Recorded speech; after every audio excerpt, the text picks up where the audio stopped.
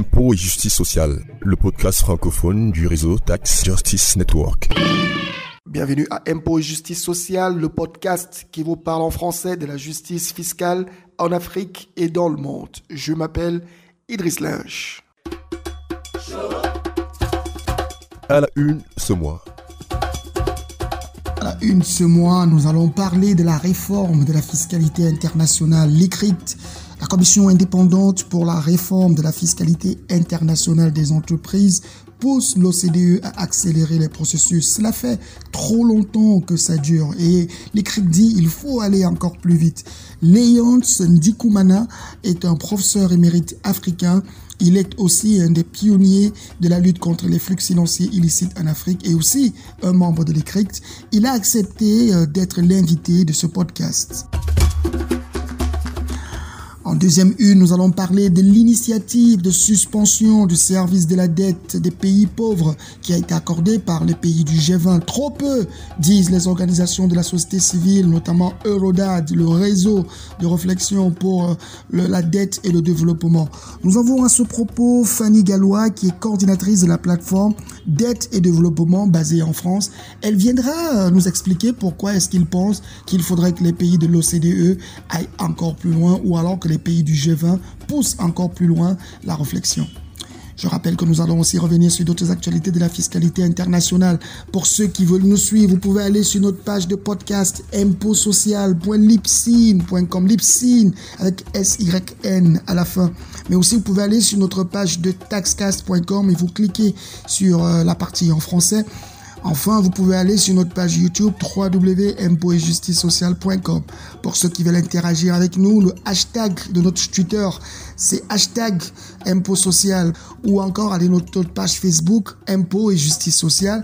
Et enfin, vous pouvez aussi nous écrire à notre adresse impôts avec s-8 social@outlook.fr. Voilà pour la une, à tout à l'heure pour les détails. Voilà, je disais en une que nous allons parler aujourd'hui de la réforme de la fiscalité internationale. Les ONG continuent de pousser. C'est le cas de l'ICRIT, la Commission indépendante pour la réforme de la fiscalité internationale des entreprises. Elle demande à l'OCDE d'accélérer les réformes. On ne peut plus attendre. C'est ce que nous dira Léonce Ndikumana. Il est professeur émérite. Il est un des pionniers de la lutte contre les flux financiers illicites en Afrique. Il a accepté de répondre à quelques questions que nous lui avons posées. Alors, professeur Léonce Ndikumana, vous participez aujourd'hui à une campagne internationale dans laquelle il est question d'aller plus vite dans la réforme fiscale des multinationales. Quels sont les enjeux à cette nouvelle campagne? Je participe effectivement à une campagne internationale dans laquelle nous poussons pour la réforme fiscale des entreprises multinationales. La réforme de la fiscalité internationale des entreprises est urgente pour plusieurs raisons. Premièrement, comme l'ont démontré la pandémie du Covid et la crise économique qui a suivi, la capacité des gouvernements à intervenir et à protéger l'économie et la population de la crise dépend essentiellement de leur espace budgétaire.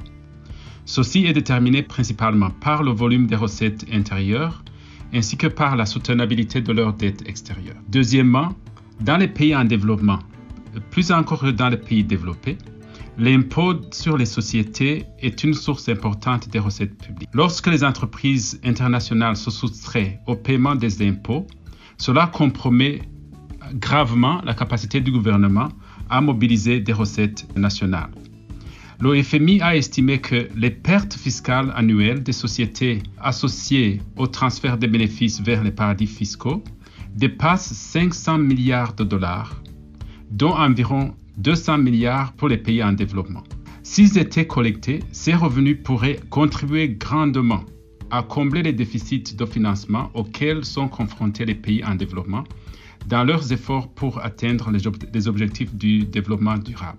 Troisièmement, une fiscalité des entreprises juste et efficace est une question de justice sociale. D'une part, ces entreprises utilisent des infrastructures et des services publics financés par les recettes fiscales. Il est donc juste qu'elles contribuent au financement de ces biens et services publics en payant des impôts appropriés. D'autre part, il est injuste, voire immoral, que les entreprises multinationales paient moins d'impôts que leurs employés.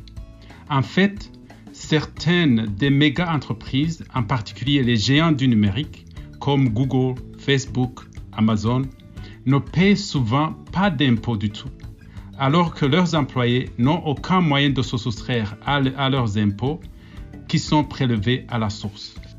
L'OCDE a récemment reconnu l'influence négative des multinationales dans la mobilisation des ressources fiscales des pays. Comment comprendre qu'une organisation aussi puissante ne parvienne pas à faire tomber les grands groupes?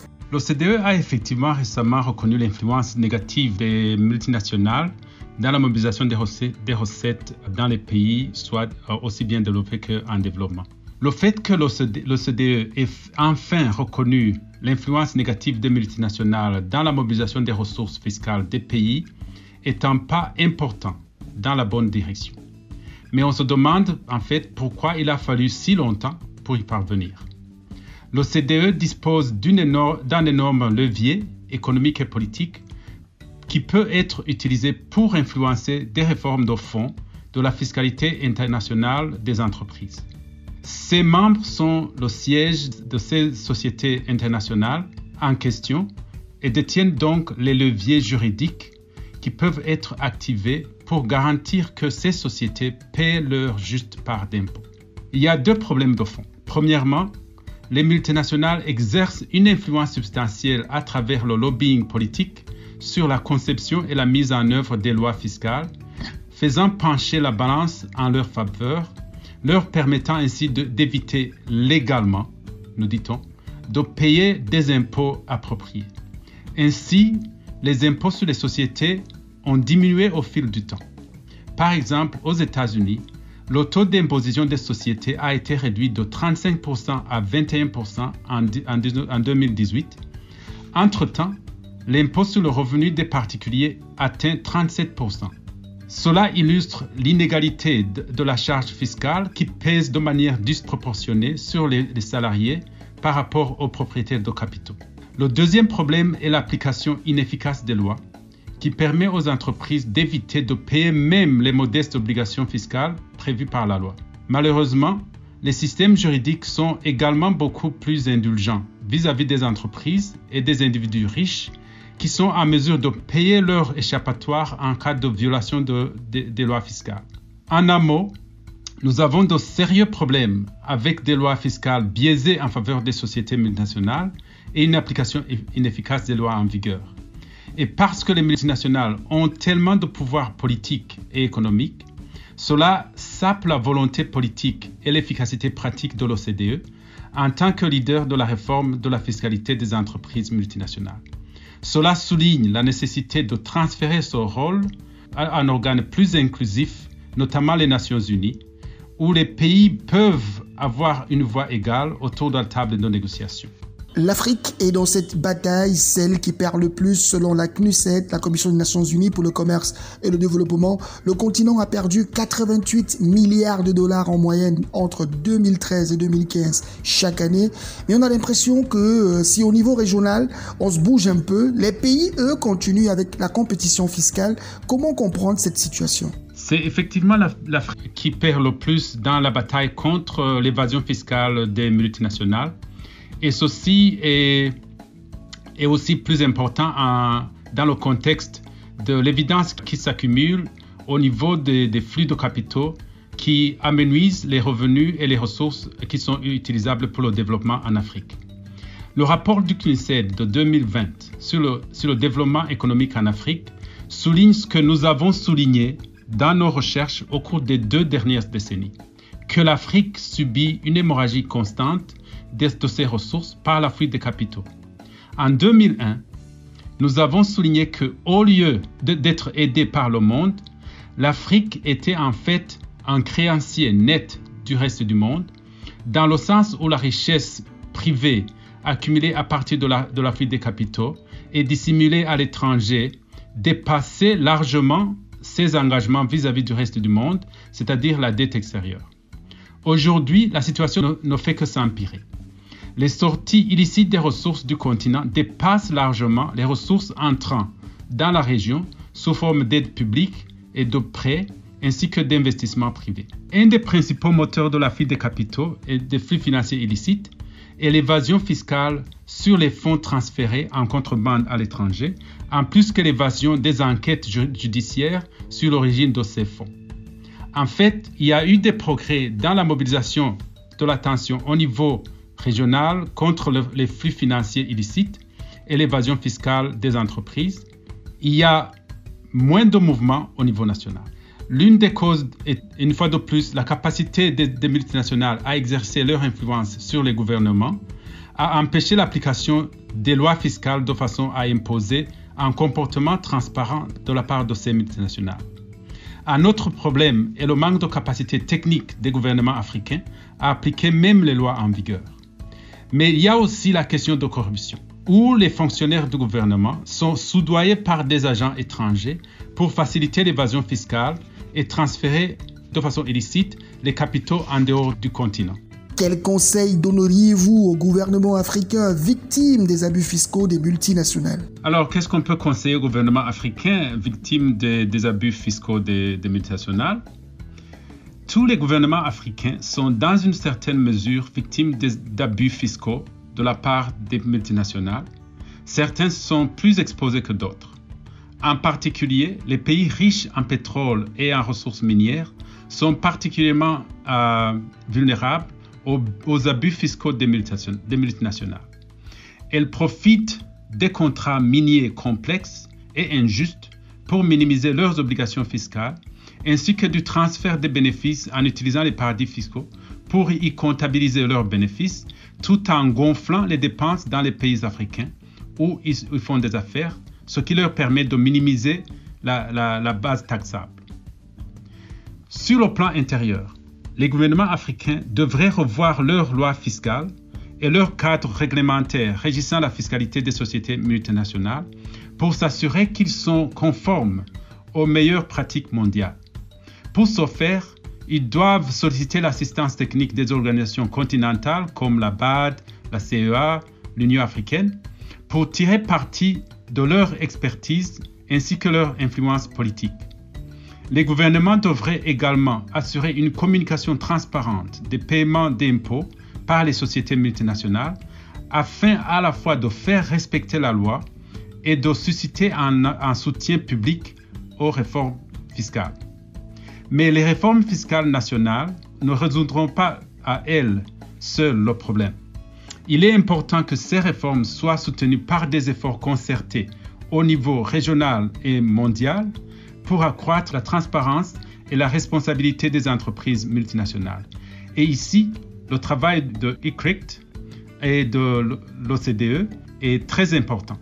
Quelles sont les propositions de l'ICRICT dont vous faites partie pour endiguer le phénomène des bas impôts payés par les multinationales? ICRICT a été à l'avant-garde des efforts mondiaux pour faire pression pour la réforme de la fiscalité des entreprises multinationales afin de garantir que toutes les entreprises paient leur part d'impôts et que tous les pays bénéficient équitablement des opérations des multinationales. L'une des principales propositions défendues par ICRICT est l'élimination de la pratique consistant à traiter les filiales et les succursales d'une société multinationale comme des entités distinctes ayant droit à un traitement distinct en vertu du droit fiscal. Il propose plutôt de traiter les sociétés multinationales comme des entreprises unifiées menant des activités commerciales au-delà des frontières internationales. Par conséquent, une multinationale doit être imposée en tant qu'entreprise unifiée, les taxes étant réparties entre les pays concernés sur la base de facteurs objectifs tels que les ventes et l'emploi. La deuxième réforme importante soutenue par ICRICT est le partage d'informations fiscales entre les pays qui devrait être automatique plutôt que d'être négocié sur base bilatérale par les pays individuels. Ces réformes bénéficieront à la fois aux pays développés qu'aux pays en développement, tout en contribuant à uniformiser les règles de jeu dans la conception et l'application de la fiscalité des entreprises dans le monde. Merci Léonce Dikoumana. Je rappelle que vous êtes un des professeurs émérites, vous êtes un des pionniers de la recherche sur les flux financiers illicites en Afrique. Vos études sont aujourd'hui la référence. Je vous remercie encore d'avoir accepté de passer sur ce podcast d'Impôts et Justice sociale. Nous allons aborder un autre sujet, celui de la dette des pays pauvres. Avec le Covid, l'Afrique pourrait perdre jusqu'à 78 milliards de dollars de PIB. Mais pour l'instant, les aides qui ont été accordées au continent ne dépassent même pas les 22 milliards de dollars. Le continent a dû puiser de sa poche près de 44 milliards de dollars dans les pays, dans les budgets des pays, afin de pouvoir financer la lutte contre le Covid. Nous avons discuté avec Fanny Gallois. Elle a été une des contributrices à un rapport qui a été publié par Eurodat, le réseau des ONG qui militent pour une dette en faveur du développement. Fanny Gallois elle-même, elle est la coordinatrice de la plateforme Dette et Développement basée en France. Fanny, bonjour. Pourquoi aujourd'hui l'initiative qui a été accordée par les pays du G20 vous semble insuffisante ? Alors oui, effectivement, la plateforme française Dette et Développement a contribué à la réalisation d'une analyse avec ses homologues européens du réseau européen sur la dette et le développement Eurodad, une analyse de l'initiative de la suspension du service de la dette qui a été lancée en avril dernier par le G20 et le Club de Paris. Alors déjà, globalement, dans ce rapport, nous faisons part de nos critiques sur cette initiative, qui sont de 3 ordres. La première chose, c'est qu'effectivement, comme son nom l'indique, cette initiative ne prévoit qu'un moratoire sur les paiements de la dette et non pas une annulation de ces paiements, ce qui signifie que les ressources qui seront libérées ou qui sont libérées par ces suspensions de dette devront être remboursées dans plusieurs années lorsque le moratoire arrivera à sa fin. Donc ça, c'est la première critique, effectivement, qui ne permet pas de libérer complètement les pays de ce poids-là. La deuxième critique, elle concerne les créanciers qui sont engagés via cette initiative.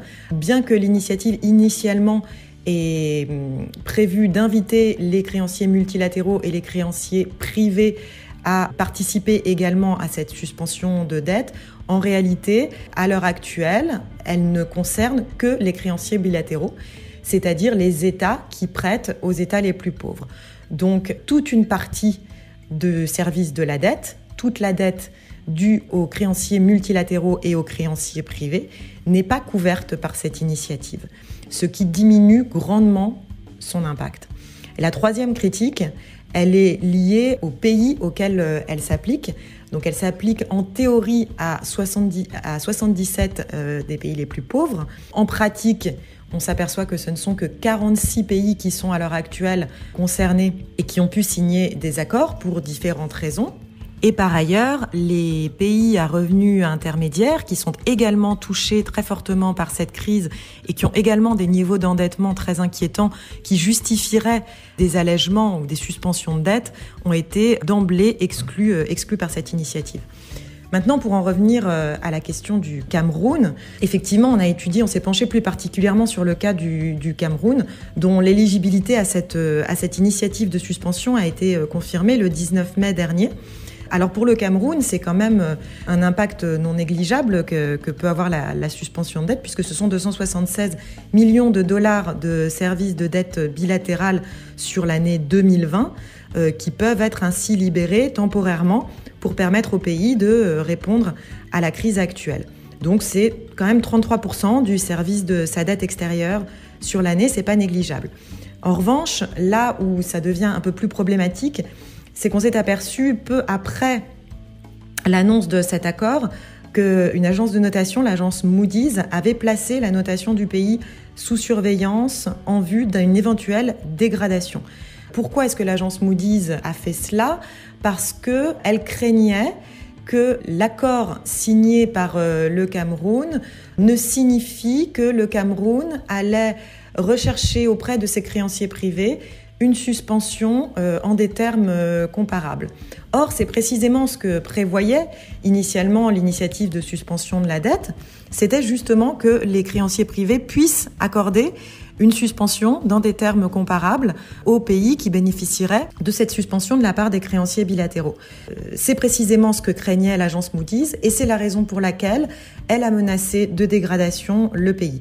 Bon, finalement, cette dégradation de notes n'a pas eu lieu, mais ce qu'on constate quand même, c'est que le Cameroun n'a pas demandé de suspension à ses créanciers privés, qui représentent pourtant, les créances privées, plus de 20% du service de sa dette. Donc c'est une part non négligeable du service de sa dette qui restera à rembourser pendant tout le temps du moratoire sur les paiements de la dette bilatérale. On comprend, Fanny Gallois, qu'il y a eu plus d'effets de communication que d'aides concrètes apportées par le G20 à ces pays pauvres. Et c'est d'autant dommage qu'au sein du G20, on retrouve plusieurs pays qui sont reconnus comme étant les plus agressifs en matière d'obtention de fiscalité avantageuse. De votre point de vue, qu'est-ce qui serait le plus juste à faire pour apporter une aide concrète aux pays pauvres du monde, notamment aux pays africains, en ce moment de Covid ?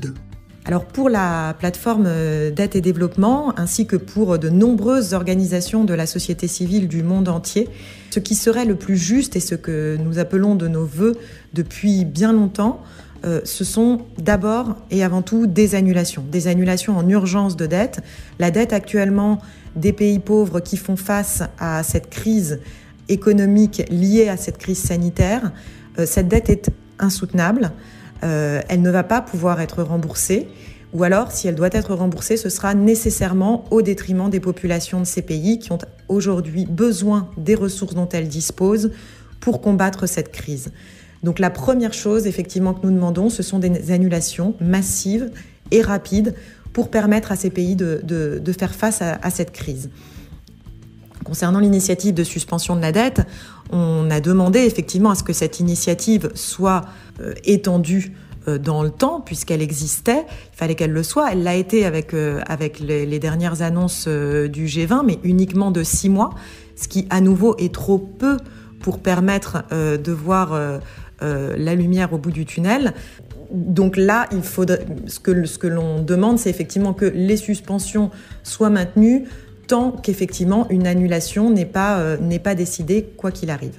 Ensuite, au-delà de cette initiative de suspension, la question qui est en train d'être discutée et qui va se poser, c'est celle du cadre d'allègement, puisque, comme je le disais, de toute façon, les annulations de dette, les allègements de dette vont être inévitables. Il est impensable que ces pays ne voient pas leur dette annulée à un moment ou à un autre, parce que sinon, de toute façon, c'est la crise de la dette qui va les menacer.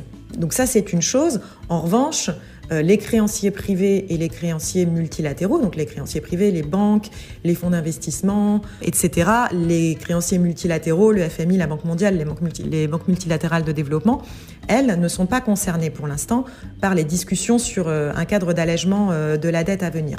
Or, il nous semble que la première chose importante, c'est que tous les créanciers puissent être concernés. Sinon, comme on l'a vu pour le cas du Cameroun, comme on le voit dans les différentes analyses qui sont faites, si tous les créanciers ne sont pas sur la même ligne et tous les créanciers ne sont pas concernés de la même manière, on a des risques d'amoindrir l'efficacité des allègements qui sont décidés.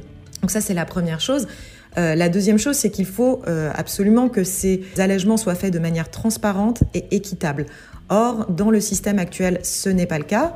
Ce sont des clubs de créanciers, privés d'un côté, multilatéraux de l'autre, bilatéraux en dernier lieu, qui décident unilatéralement des allègements qu'ils vont accorder.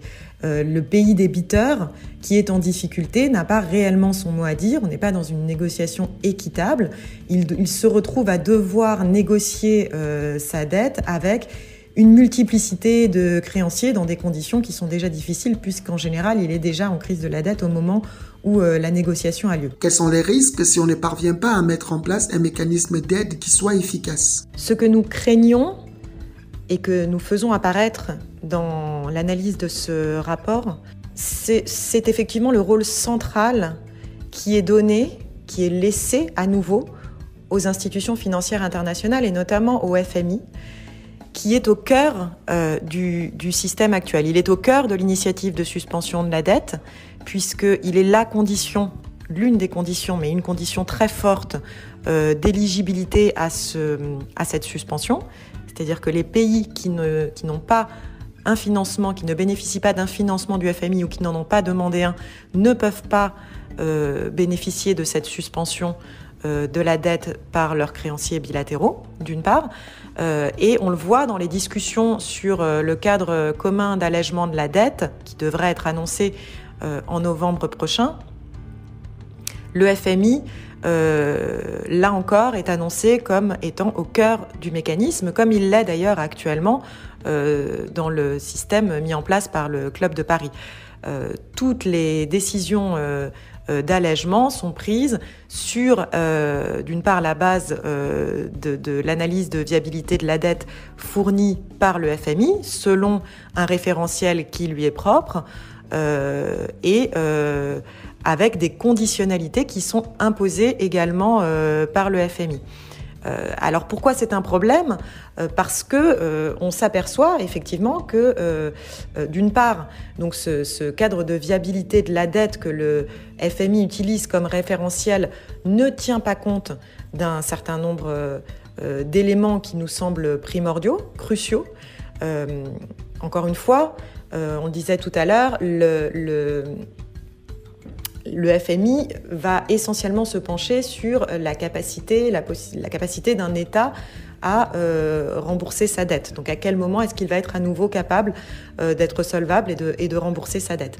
En revanche, des critères aussi importants que la capacité d'un État à continuer à financer ses services publics, à continuer à répondre aux besoins de base de sa population en termes d'éducation, de santé, de protection sociale, etc., à assurer le respect des droits humains sur son territoire, ça, ce sont des critères qui sont secondaires dans l'analyse qui est réalisée par le FMI. Donc effectivement, ça fausse complètement les décisions qui sont prises.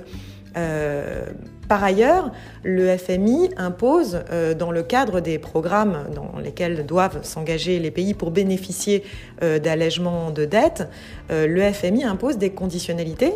On appelait les plans d'ajustement structurel par le passé, et qui sont des conditionnalités qui ont légèrement évolué, mais qui restent sur le principe les mêmes, c'est-à-dire qui ont tendance à favoriser des coupes budgétaires dans les services publics. Ce sont des mesures d'austérité. L'austérité devient la nouvelle norme. Et nous ne pensons pas, notre analyse, c'est que ces politiques d'austérité ne sont pas de nature à permettre une reprise économique saine des pays concernés, qu'ils sont plutôt de nature, et ça l'histoire l'a prouvé, à détruire les services publics, et donc à plonger le pays dans encore plus de difficultés sur le plus long terme. Et d'ailleurs, les allègements, les restructurations de dettes qui ont eu lieu dans le passé suite à la crise des années 80-90 des pays en développement, les restructurations qui ont eu lieu avec ce type de plan d'ajustement structurel ont montré qu'elles n'étaient pas efficaces, puisqu'il y a eu un réendettement massif et que les pays ont été plongés surtout dans une situation très difficile. On a parlé de décennies perdues pour le développement en raison de ces politiques d'austérité qui avaient été imposées. Donc effectivement, ce que l'on demande, c'est que le FMI et la politique du FMI ne soient plus au centre des mécanismes qui sont mis en place, que les référentiels qui sont utilisés soient des référentiels qui prennent en considération la nécessité pour les pays de subvenir aux besoins de leur population, de respecter les droits humains, de financer les objectifs de développement durable, de financer les engagements pour le climat, etc., etc., et que seule la solvabilité ne soit pas le critère unique d'analyse de viabilité de la dette d'un pays. Par ailleurs, nous demandons aussi à ce que les conditionnalités qui sont imposées, qui vont aussi également dans le sens de ces restrictions budgétaires sur des secteurs aussi essentiels que l'éducation, la santé, la protection sociale, etc., ne soient pas autorisées dans ces conditions-là, puisqu'elles sont destructrices des services publics. Or, on sait que ce sont dans des moments de crise comme cela que les services publics doivent le plus être défendus. Merci Fanny Gallois. Je rappelle que vous êtes la coordinatrice de la plateforme Dette et Développement basée en France. Vous avez contribué à un rapport d'Eurodad qui a critiqué sévèrement l'initiative de suspension du service de la dette du G20 au profit des pays pauvres. Vous avez traité particulièrement le cas du Cameroun. Voilà, c'était ces deux thématiques que nous avions proposées pour ce podcast. Nous allons revenir le mois prochain avec une grosse thématique. Ce sera l'état de la justice fiscale dans le monde. C'est un rapport qui est en train d'être publié par Tax Justice Network. Tous nos experts seront là pour aborder avec vous ces sujets-là, mais aussi nous allons poser des questions à des experts africains pour savoir ce qu'ils pensent de ce que le rapport aura produit comme contenu. Je rappelle que nous sommes toujours en plein Covid et qu'on est dans une seconde vague qui est en train d'attaquer les pays européens. L'Afrique doit être plus que jamais vigilante. Nous vous recommandons donc de maintenir les distanciations sociales et de respecter les mesures de protection. En attendant, pour ceux qui veulent nous écouter, vous pouvez aller sur notre page de podcast impotsocial.libsyn.com, Libsyn avec SYN à la fin. Vous pouvez aussi aller sur notre page YouTube www.impôts et justice sociale ou encore aller sur notre page de Taxcast et cliquer sur l'onglet en français. Pour ceux qui veulent interagir avec nous, n'hésitez pas à nous contacter sur notre compte Twitter #ImpôtsSocial ou notre page Facebook Impôts et Justice Sociale. Et enfin, vous pouvez échanger avec nous par mail à l'adresse impôts avec s-8social@outlook.fr. Voilà, c'était tout pour ce podcast. À très bientôt pour de nouveaux épisodes.